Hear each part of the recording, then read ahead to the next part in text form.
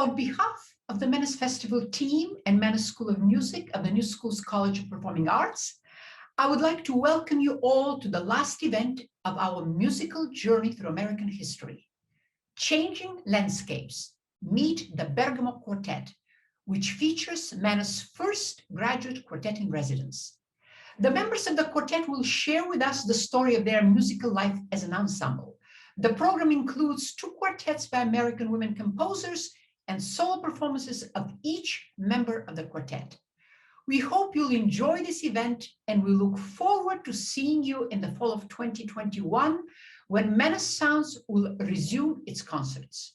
We would like to express our heartfelt gratitude to our patrons for their generosity and enthusiastic support. It is now my great pleasure to introduce to you the Executive Dean of the College of Performing Arts and Dean of Menace, Richard Kessler, who initiated and created the program of the Graduate Quartet in Residence at Menace. Hi, I'm Richard Kessler, Executive Dean for the College of Performing Arts and Dean of the Menace School of Music. I've been asked why we created a graduate string quartet program. I think the question really is, why have we waited so long to create a graduate string quartet program? You really have to go back to the Manaces themselves. David Manas, violinist, Clara Manas, pianist, and Leopold Manas, pianist as well, and inventor of Kodachrome. The Manases, David was a member of many different string quartets throughout the earlier part of his career. And David and Clara were members of a duo, their own duo. They premiered many works and toured the United States as well as Europe. And then Leopold Manas was a member of the Manas Trio, a trio in residence at the Manas College of Music, as it was then called. So there was a big tradition in the Manas family of playing chamber music, quartets, trios. String playing, small ensemble, was an important part of their career. And for many years, the Manas School of Music had ensembles in residence, going back to the Gallimere String Quartet, the Manas Trio, the Orion Quartet, and now the Jack Quartet. And we thought that it would be the right thing to do, and in fact overdue, to bring a young, up-and-coming graduate string quartet in, one, to work with the Jack Quartet, to study with the Jack Quartet as they're developing their career. We also felt that an advanced chamber ensemble among the student body would go a long way towards setting a model for all the students to see where the field is headed. What is a group that's entering the professional world doing? What kinds of music are they playing? How are they commissioning works?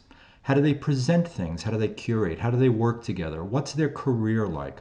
We wanted the students to see that group that was just a step beyond who they were professionally, so that that model could serve to illuminate what the career of small ensemble playing is like today. And in addition to that, we know that a group, and really I think we got lucky with the Bergamot Quartet, a group as wonderful as the Bergamots, could really show the way for our students and really demonstrate all that's possible and all that will be possible in the field of chamber music. So we are thrilled to have the Bergamot String Quartet as our initial Cooker-Stern String Quartet, Graduate String Quartet in residence. Thank you very much. Hello, thank you for watching. My name is Irene Hahn. I play the cello, and I am from Paris, France. My name is Sarah Thomas. I play the violin, and I'm from Memphis, Tennessee. My name is Amy Tan. I play the viola, and I am from Singapore. And my name is Lita Fink. I also play the violin, and I'm from North Carolina. We're the Bergamot Quartet, the inaugural Cooker and Stern Graduate String Quartet in residence at the Manas School of Music.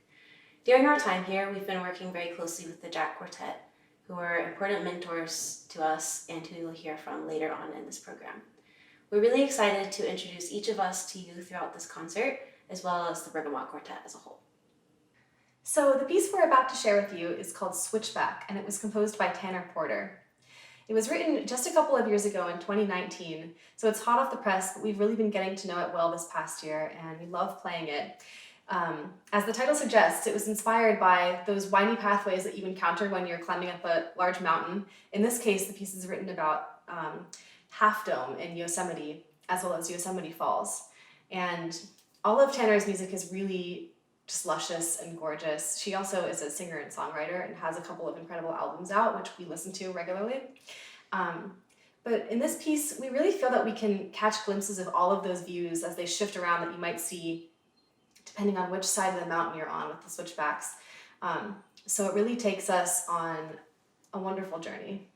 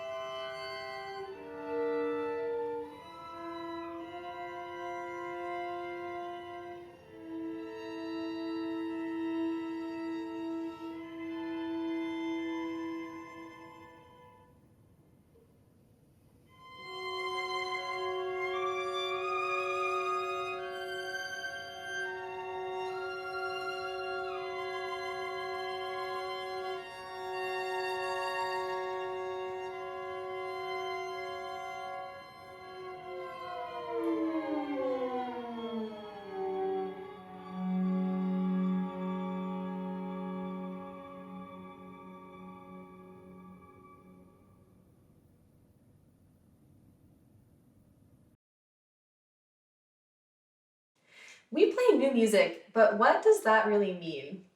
We loosely define it as music coming from the classical tradition, but with any number of other influences, and that was written in the mid 20th century and onward. Most of the music that we four play was written really in the last couple of decades, if not in the last couple of years, and we also commission new music on a regular basis. So we like to really take as much of an active role as we can in the shaping of what the classical tradition is and will be. And we find this to be really engaging. We also really believe in the importance of chamber music in general in the world. We think that being able to cultivate a relationship together, full of communication and exploration, is a potentially really important microcosm of the kind of communities and communication we wish to see in the world, in every kind of community. And we believe that if you're pursuing a career as a chamber musician, you really have a responsibility to embody that kind of communication. We chose our name, Bergamot Quartet, because we all love plants, and we really wanted to identify ourselves with something alive, but also deeply rooted. And I think going back to our definition of new music, it fits very well because we are coming from a tradition that's very rich and very deep, but we're recognizing and seeking out the ways in which that tradition can and must change in the future. So we formed as a student ensemble in 2016 at the Peabody Institute in Baltimore, but it wasn't until early 2018, after our first performance with our current members, that we realized that we wanted Bergamot to be a bigger project. And this first performance was of George Crumb's Black Angels. Black Angels was written in 1971 in response to the Vietnam War. It is an iconic piece of chamber music. It is written for a string quartet that plays many other instruments such as wine glasses, thimbles, gongs, and maracas. We got to play that piece everywhere from the Kennedy Center to a Baltimore brownstone, and that plus the nature of the piece itself really inspired us to expand the way we think about musical presentation and context. Hello, my name is Amy and I play the viola in Bergamot. So I started playing music when I was 4 years old, and my parents started me on the piano, and then they wanted me to play the violin, so I picked it up when I was 5 years old. And it's pretty much something that was in the family. Like, me and my brothers both played instruments, and we did that growing up. Eventually, I went to an arts high school, and that is where I was encouraged to pick up the viola. They were short of violists, and I was given a new free instrument on loan, and I was like, why not? And I learned the alto clef, and here I am still playing the viola. So my relationship with contemporary music or contemporary classical music started also when I was in high school. I had a high school teacher who was a composer, and she sort of enlisted some of her students, including me, to play on this new piece she had written for string instruments and these large sculptures that she kind of created in collaboration with a visual artist to produce sound from. And it was such an intense experience. We were playing a lot of high notes that I didn't even know how to play it because I had barely just picked up the viola, and we were wearing these boiler suits and playing in the dark as well. It was like in a black box theater. So that was when my relationship with contemporary music started, and it was very refreshing from the other kinds of music I was playing at the time. As part of my high school program, I also had to compose music, and eventually, by the time I graduated high school, I was like, I think I want to do this a little bit more. So in undergrad, I went to the University of Michigan, where I studied composition and viola, and I think it was there where I realized that I actually enjoyed the process of bringing new pieces to life through its interpretation and collaborating with composers rather than actually writing the notes on the page myself. And then I went to Peabody for my master's and was looking for opportunities to play new music, and that is pretty much how I met Bergamot. So this piece that I'm going to play for you today is called 3Gs, and it is by Kenji Bunch. Kenji is an American composer based on the West Coast in Oregon, and he is known for incorporating jazz, hip-hop, funk, and bluegrass idioms into his music, and he has been described as emotional Americana. I think that's a really interesting thing of his music. I think you can really hear it in this piece. So how I heard of this piece was by hearing my friends in conservatory play this piece, and I was like, that is so cool. There are sounds of percussion, like plucking, and electric guitar-like noises that were coming out of their violas, and I was like, I want to make that happen too. So I jumped in on it, and here's how I'm playing it. The piece is also called 3Gs because unlike the regular tuning system of violas, which is the 4 strings that are tuned to C, G, D, and A, the lowest and highest strings of the viola are tuned to Gs, so that there are 3 G strings instead of 4 different tuned strings. And this is the first time I had really played a piece that for this kind of tuning, and the low notes on the instrument and how it reverberates with the viola sounds very empowering to me.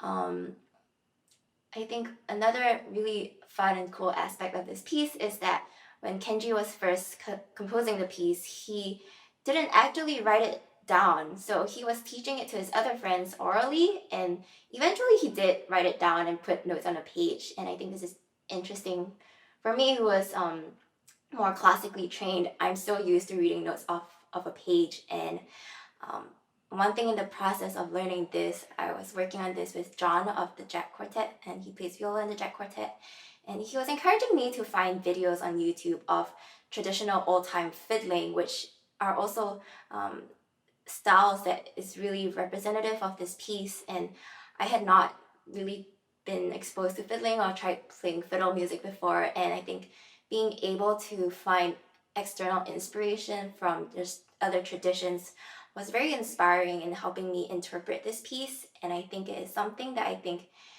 is very unique in contemporary music, that contemporary music draws from so many musical traditions from other cultures that are present today, and it's way more incorporated now than it was ever before. And I'm so glad that through contemporary music I can explore these other cultures.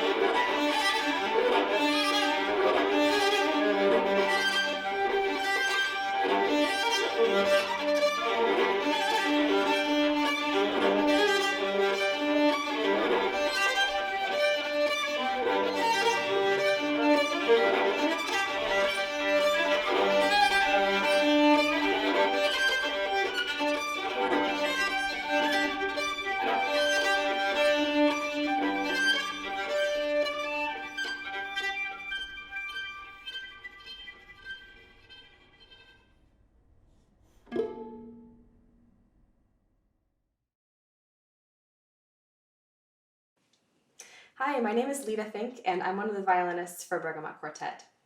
So I grew up in the Blue Ridge Mountains in North Carolina in a small town called Boone, and I lived there until I was 18 when I went to college. I eventually ended up in the city, first Baltimore, where I went to my undergrad and my master's, and now, of course, in New York.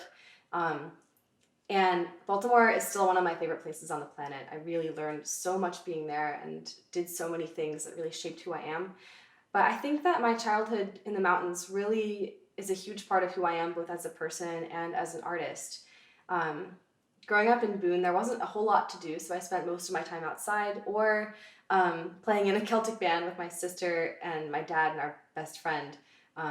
We started playing violin when we were all super young. I was the oldest of us to start, and I was 4. So that was a really big just kind of activity for us growing up. I really was instilled with a sense of the community around music making through playing fiddle music, which is something else that I really appreciate about that upbringing, because being a classical musician can be fairly solitary when you're going through your education. But I also started writing tunes quite a bit when I was pretty young. That's just a part of being a fiddle player, is you learn tunes by ear, you write your own tunes, you come up with arrangements. It's a pretty creative practice. But I never experienced contemporary music in the classical sense until I was a teenager.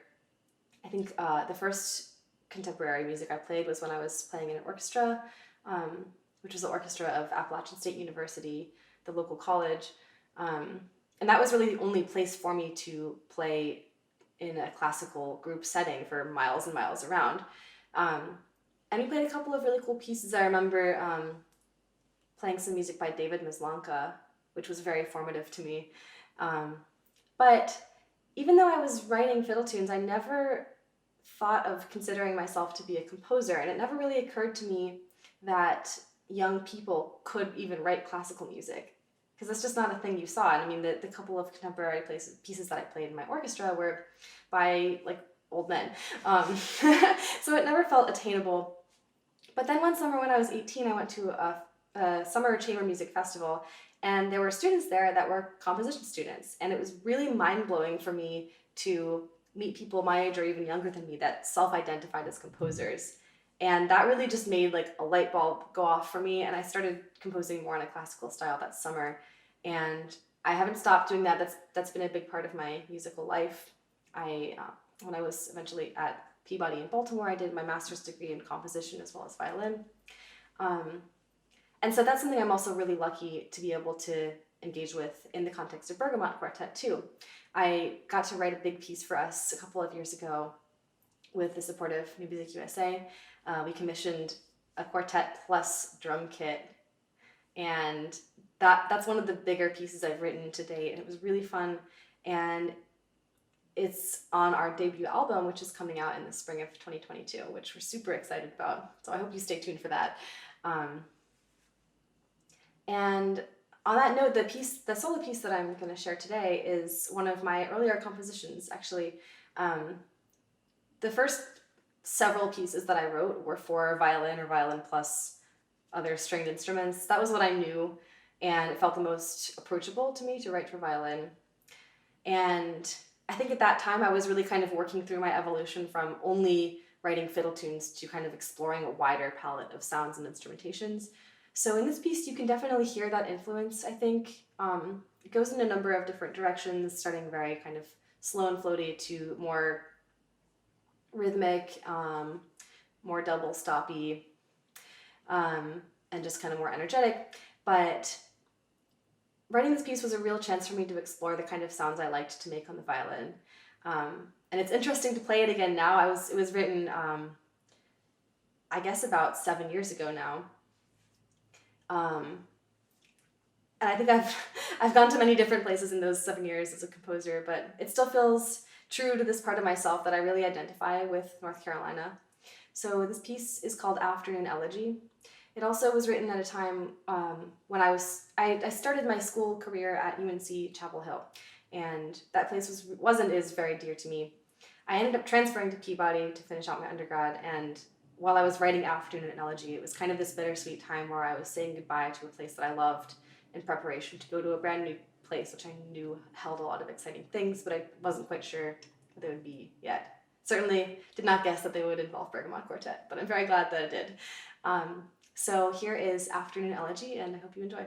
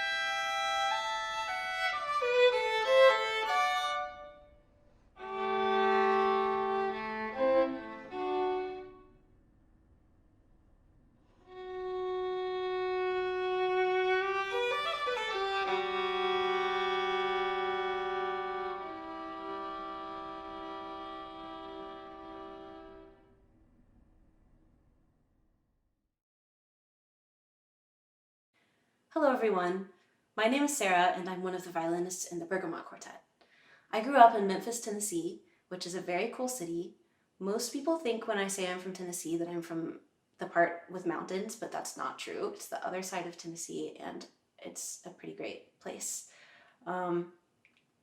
When people ask me when I started playing the violin, sometimes I don't know quite what to say because they usually don't believe me. But the first picture you can find with me with a violin in my hands is from when I was about 18 months old. So the story goes that my sisters, who were in elementary school around the time I was born, were already playing string instruments at that point. And so before I could even talk, they started teaching me to point to the different parts of the violin. Like, here's the bridge, here's the fingerboard. So violin and music have been a really big part of my life for as long as I can remember. In 2013, I moved to Baltimore, Maryland, to go to the Peabody Institute for my undergraduate degree, where I also stayed for my master's.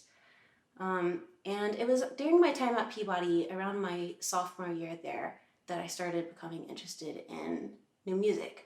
And this happened in full credit to a few very influential classes that I took during that year that really got me to think more broadly about what kind of music exists in the world and what I could do with my career as a musician, and really introduced me to new music for the first time. It wasn't something really on my radar at all.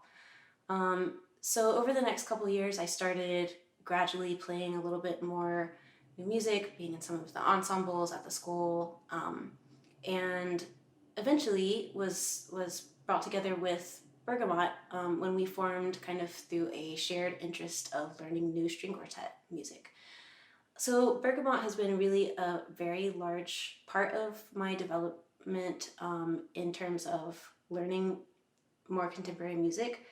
As I said, I was starting to kind of get interested in that before we started, but the amount of really exciting and great music that I've gotten to discover through playing with Bergamot has been really influential for me as a musician, and has become a larger part of what I do as an individual as well. So throughout my time at Peabody, kind of starting with around when Bergamot formed, I also started working on some more new solo violin works, including works by Jessie Montgomery, who you'll hear later on this program, as well as Gabriella Lena Frank and Brett Dean. And it's been really exciting for me to expand my knowledge of contemporary music as an individual as well.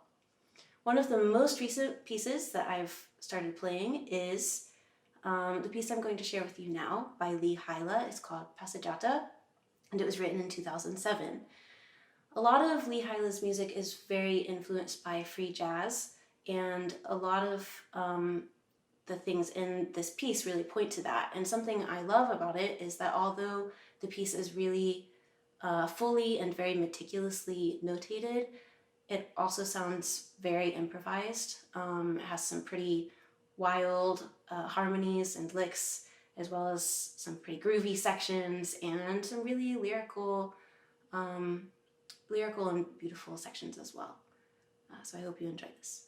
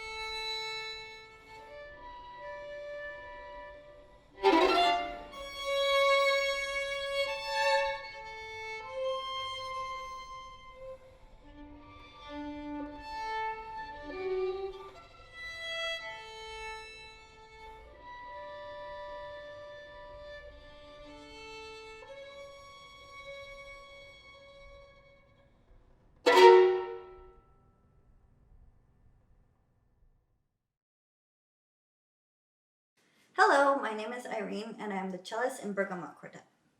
I grew up in Paris where I started the cello with my teacher Annie Couchet, and I was in a school system where we had half-day school and then the rest of the days we would go do our activities. Some of my classmates were musicians, some of them were theater actors, some of them were ping pong players, some of them did tennis, some of them performed circus. So it was really, really amazing to grow up with a wide variety of friends doing different activities. My introduction to contemporary music was when I went to a dance show of my friends who were contemporary dancers when we were little, and they were using a piece by Xenakis, and I thought that the piece sounded really crazy, but I was very intrigued by it. And so that was the first piece that I heard that was in the contemporary classical world. After that, I continued my studies and life continued, and then I moved to the US where for my master's I went to Peabody where I met the members of Bergamot Quartet, and my life as a contemporary chamber musician started with them, which I'm very happy about.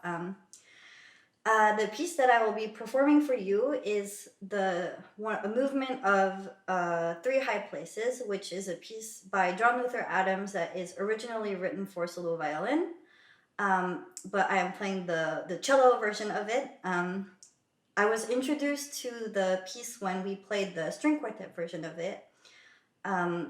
We played it in 2019, and actually we went to the Evolution of String Quartet Festival at Banff, and we got to hike up a mountain, and we performed the piece on top of the mountain, which was really amazing. John Luther Adams is very inspired by nature and the Alaskan landscapes. So in the piece, you will hear a lot of it. In this movement in particular, I really feel that. And also what's really interesting about it is that there are no stop tones and it is just open strings and harmonics, which I find very fun to play. So I hope you enjoy the performance. Thank you.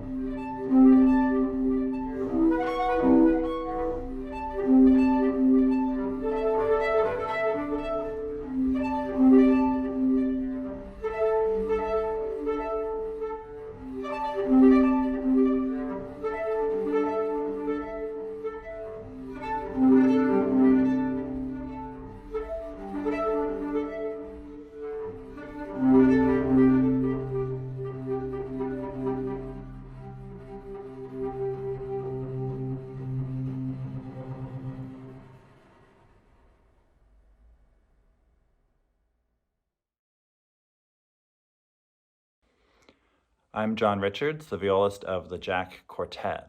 We're the faculty quartet in residence at the Manna School of Music and have the great honor of mentoring and working with the Bergamot Quartet as the graduate string quartet. What we love about the Bergamots is that they work with living artists, which not only pursues great music and art, but helps to elevate people in our community. The Bergamots do this so well. They're always pursuing new artists who they don't know, as well as being excellent string quartet players. And those forces combined, I think, really create a lot of good in our world, both just in terms of elevating art, but elevating people and building connections. We're just so thrilled to be working with them. Something that has struck us during our time together is that people very frequently highlight the fact that we are all female performers. It used to bother us when this was used as a selling point for Bergamot, because we got together as an ensemble because we're people who like playing the same type of music, not because we wanted to make a gender statement. But we also realized that ours is the first generation in which there's even remotely widespread conversations about female representation in classical performance. And there's still a lot of work to be done in the field to make sure that it is welcoming to people of all genders. We've never seen an ensemble highlighted as all male. So we strive to be role models for younger musicians who might feel excluded by the long history of male-dominated classical tradition. We also make it our mission to program equitably, with about half of the music in each of our seasons by female composers. We're mentioning this because we really want equal gender representation to be the norm, and we believe in a future in which that's the case in classical music. Thank you all again for tuning in this evening to watch this performance. We really hope that we can get back to performing in person soon, and we hope to perform for you in real life. Thank you also to the Manna Sounds Festival for hosting us on this series. So the last piece we are going to play is called Source Code, and it is composed by Jessie Montgomery, who is also on faculty at the Manna School of Music. Source Code is based on a spiritual that is woven throughout the piece. You can hear it played on one instrument being passed on to the next. It conveys how Black musical traditions are clearly and very strongly woven into American contemporary music.